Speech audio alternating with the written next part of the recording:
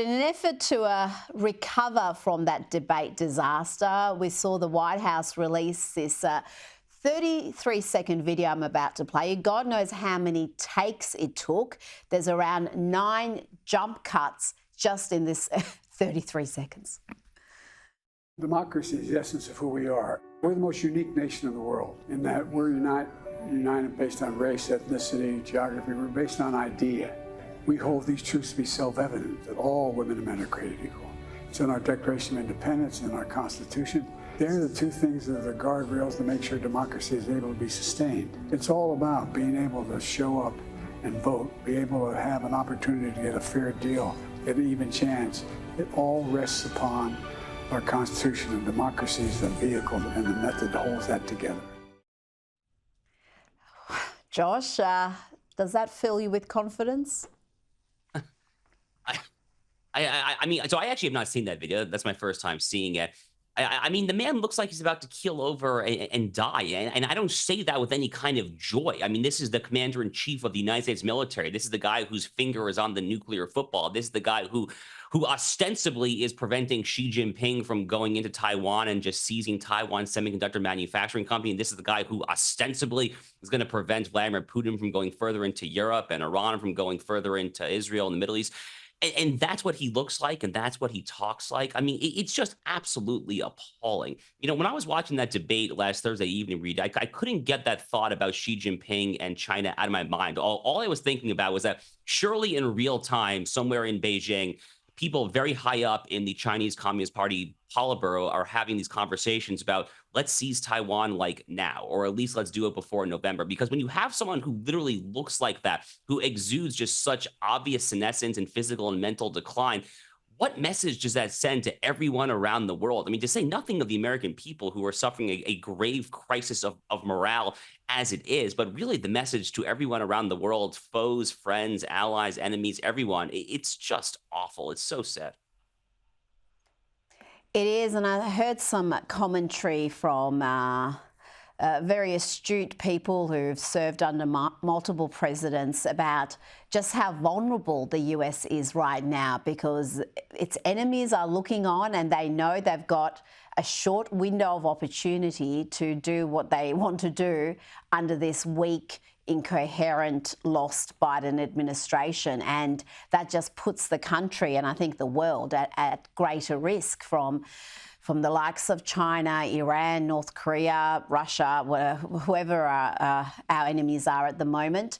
I want to ask you about the House Republicans. They're suing for access to those tapes, those interviews between Joe Biden and Special Counsel Robert Hur, because based on those interviews, the Special Counsel decided not to criminally charge the president because he considered Biden would come across to a jury as someone who's very elderly with a poor memory.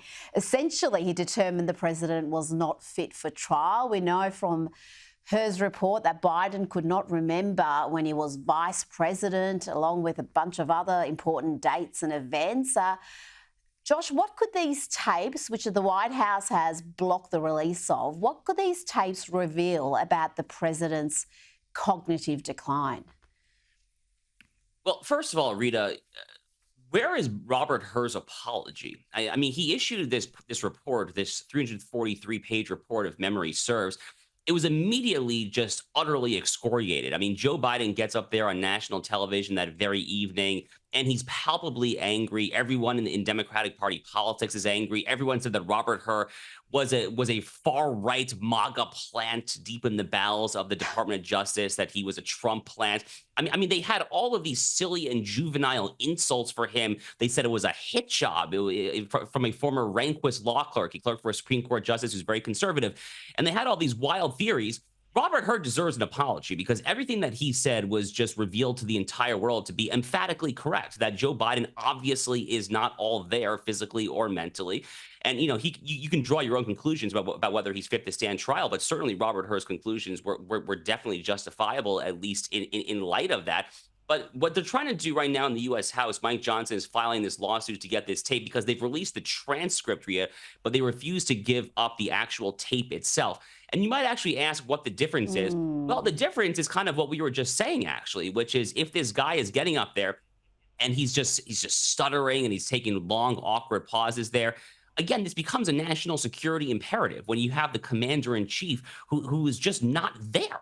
And you're talking here about possibly invoking the 25th Amendment, which is our provision of the Constitution that essentially declares the president is incapacitated. You have Congressman Chip Roy of Texas who is talking about trying to get that conversation started. It's not going to happen because it's the vice president and the cabinet that have to put those wheels in motion. So it's more of a talking point than anything. But it is the proper role of the House to do that sort of check. They had a subpoena. Merrick Garland, the Attorney General, ignored it. What else can you do? You file a lawsuit. So it's the right thing to do. So good for Mike Johnson for pursuing this, I think.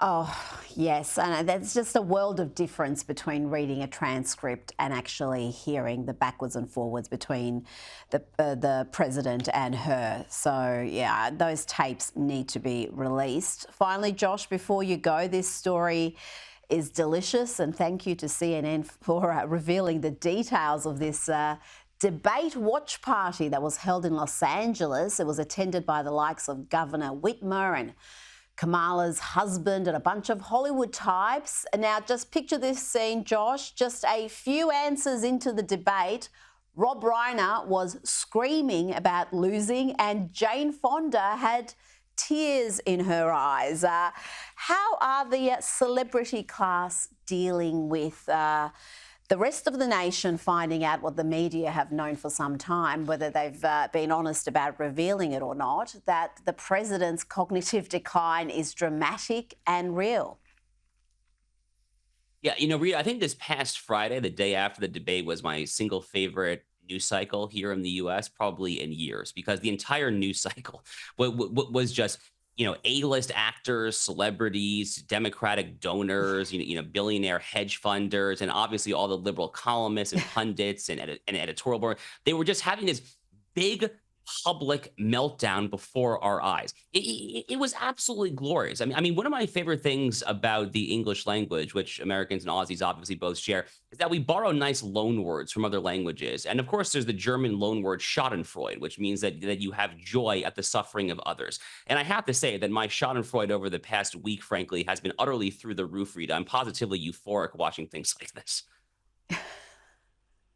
I can understand because, yeah, that mass meltdown you talk about, it has been spectacular. I would argue these people are almost always in a state of meltdown, but it got turned up to weapon-grade levels after that debate. And, yeah, just grab your popcorn and enjoy. Josh Hammer, thank you for your time this evening.